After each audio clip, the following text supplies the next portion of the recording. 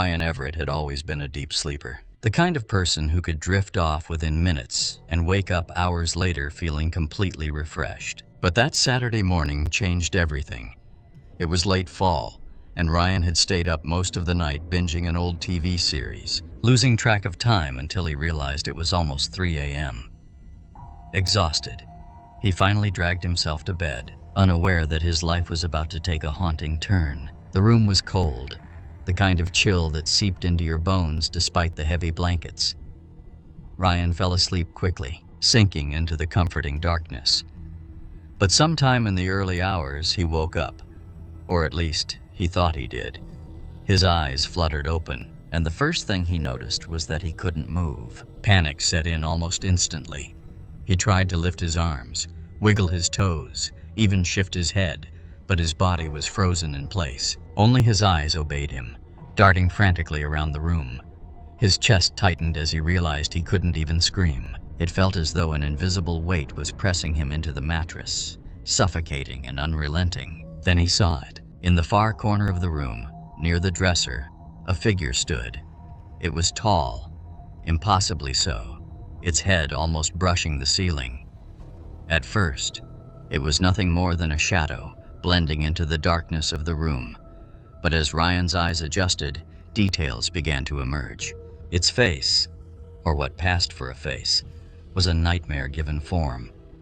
A wide, jagged mouth stretched unnaturally across its face, dripping with something dark and viscous. Its eyes were hollow voids, sucking in the faint light like black holes. Ryan's heart pounded so violently it felt as though it might burst from his chest. He wanted to close his eyes, to will the figure away, but he couldn't look away. It was as if his gaze was locked on it, held captive by some unseen force. The figure began to move, but not in any way that made sense. It hovered, gliding soundlessly across the room toward him. Its limbs hung limp, lifeless, as though it wasn't walking but being pulled by some unnatural force. Ryan's mind screamed for him to do something, anything, but his body remained frozen, a prisoner to the weight pressing down on him. As the figure drew closer, Ryan could see its grotesque features more clearly. The gaping mouth twisted into a mockery of a smile, its sharp, broken teeth glinting faintly. It carried something in its hand, a knife, long and crude. The blade jagged as though it had been torn from the earth itself.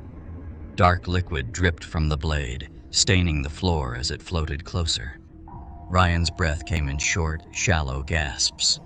He tried again to move, to scream, to do anything to stop the nightmare unfolding before him, but his body betrayed him. The figure was now at the foot of his bed, its hollow eyes staring directly into his. Ryan felt its presence in every corner of the room, a suffocating darkness that consumed all hope. It raised the knife, the blade catching the faint glow of the early morning light seeping through the blinds. Ryan's mind raced with 1,000 thoughts. This can't be real. I'm dreaming. I have to wake up. But no matter how hard he tried to convince himself, the fear was too raw, too visceral. He was certain he was about to die. The figure brought the knife down slowly, almost teasingly, as though savoring his terror. It stopped inches from his chest, the tip hovering over his heart. For a moment, everything went silent. Even Ryan's frantic heartbeat seemed to pause. And then, as suddenly as it had appeared, the figure vanished. Ryan's body jerked violently as he regained control. He sat up, gasping for air, his hands clutching the sheets as though they were the only thing tethering him to reality. The room was silent again. The shadows in the corners, nothing more than ordinary darkness. But the memory of the figure lingered, etched into his mind like a scar. He stumbled out of bed, his legs shaky, and turned on every light in the house. He spent the rest of the morning sitting on the couch, clutching a mug of coffee and staring blankly at the wall. His mind replayed the experience over and over, searching for some logical explanation. It wasn't until he started researching later that day that he stumbled upon the term sleep paralysis. The symptoms matched his experience perfectly: the inability to move, the overwhelming sense of dread, and the vivid hallucinations. He learned that the phenomenon had been documented for centuries. often attributed to supernatural causes in cultures around the world. In some places, it was called the Old Hag, a spirit that sat on people's chests as they slept. In others, it was seen as a visitation from demons or restless spirits. Despite the scientific explanation, Ryan couldn't shake the feeling that what he had experienced was more than just his brain playing tricks on him. The figure's face, its presence, felt too real to dismiss. He could still see its hollow eyes and the dripping blade every time he closed his eyes. Over the following weeks, Ryan tried to move on, but the experience haunted him. He was terrified to fall asleep, fearing the figure would return. He started sleeping with the lights on, his phone clutched in his hand, ready to call someone, anyone, if it happened again. One night, as he sat on the edge of his bed, staring at the corner where the figure had appeared, he made a decision. He wouldn't let the fear control him. He began researching ways to prevent sleep paralysis, incorporating changes into his routine. He cut back on caffeine, set a consistent bedtime, and started meditating to calm his mind before sleep. For months, the paralysis didn't return, and Ryan began to feel like himself again. But deep down, he knew the figure wasn't gone. It was waiting, lurking in the shadows of his mind, ready to strike when he least expected it. And one night it did. This time, Ryan was ready.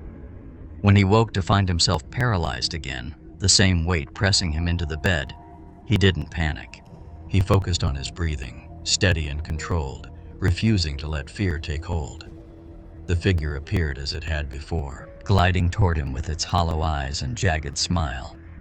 But this time, Ryan didn't look away. "I'm not afraid of you," he whispered in his mind, the words repeating like a mantra. The figure paused, its movements uncertain for the first time. Its form flickered, as though it were losing strength. Ryan kept repeating the mantra, his mind focused on one goal, taking back control. And then, just as suddenly as it had appeared, the figure dissolved into the darkness. Ryan woke fully moments later, drenched in sweat but victorious. He had faced the nightmare and come out stronger. Though the fear never completely left him, he refused to let it rule his life. He knew the figure might return, but he also knew something even more important. It couldn't hurt him unless he let it. Jack Marshall lived on the outskirts of a small mountain town in Colorado.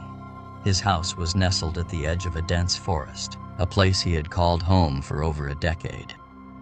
Jack loved the solitude, the crisp mountain air, the rustling of the trees, and the occasional call of an owl were the soundtrack to his peaceful life.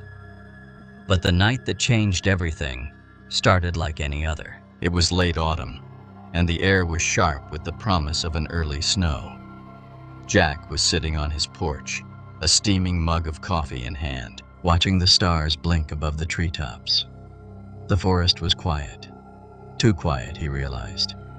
No crickets, no rustling leaves, no distant howl of coyotes, just an eerie stillness that pressed down on him like a heavy weight. His dog, Max, a loyal German shepherd, sat by his side. Usually calm and steady, Max was restless, his ears perked and his gaze fixed on the tree line. Jack followed his dog's line of sight, but saw nothing out of the ordinary. He reached down to scratch Max behind the ears. "What is it, boy?" he asked, his voice low and steady. Max let out a low growl, a sound Jack had rarely heard from him. The hair on the back of Jack's neck prickled. He leaned forward, squinting into the shadows at the edge of the yard. That's when he saw it. A shape emerged from the darkness of the trees, tall, impossibly tall. At first it was just a silhouette, but as it moved closer, details began to take form. It was humanoid, but not human.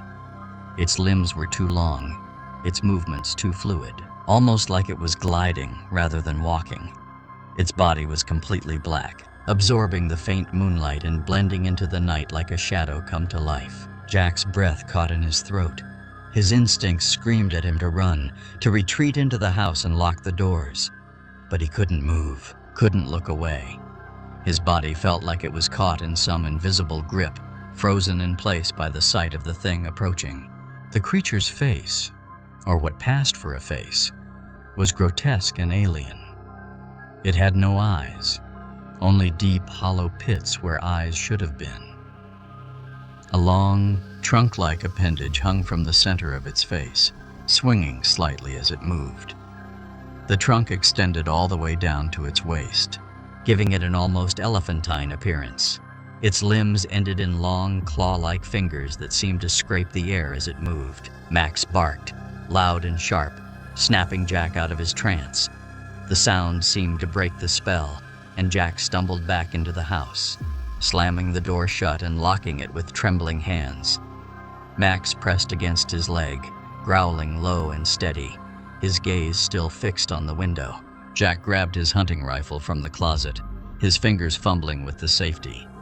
He wasn't sure what he was up against, but he wasn't about to take any chances.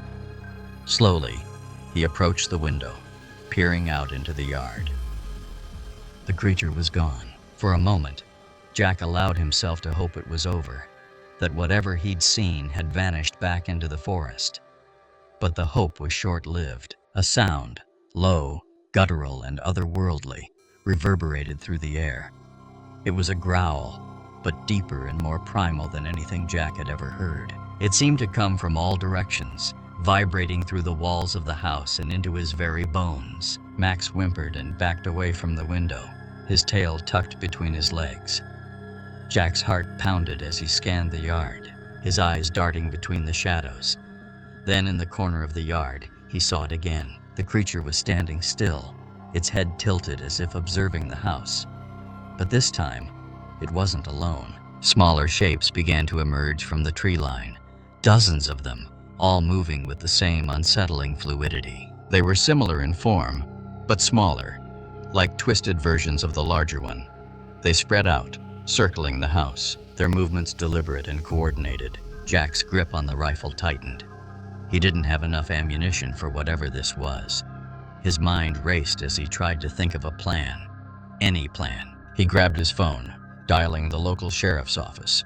The line rang twice before cutting off with a sharp static sound. No signal. The growling outside grew louder, closer. Jack backed away from the window, retreating into the kitchen. He tried to calm his breathing, but it was no use. He could feel the weight of their presence pressing against the walls, as if the creatures were testing the boundaries, waiting for a moment to strike.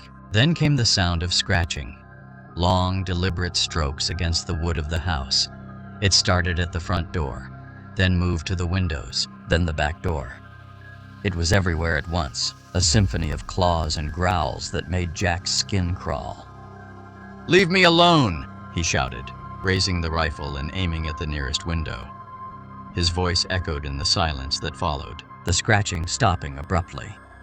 For a brief moment, the air was still, and then the front door handle began to turn. Jack didn't wait to see what came next. He fired a shot through the door, the sound deafening in the confined space. Max barked and lunged toward the door, his own instincts kicking in. Jack reloaded, his hands trembling, and aimed again, but nothing happened. The door remained intact, the handle unmoving. The growling faded, replaced by an eerie silence that was somehow worse. Jack stood there, his breath ragged, his finger still on the trigger. Hours passed, though it felt like an eternity. The first light of dawn began to creep through the windows, chasing away the shadows. Jack cautiously opened the door, stepping out onto the porch.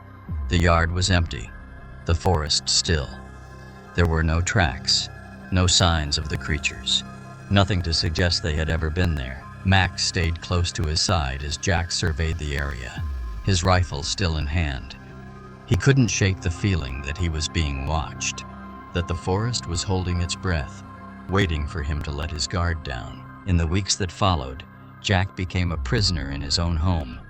He boarded up the windows, reinforced the doors, and avoided going outside after dark.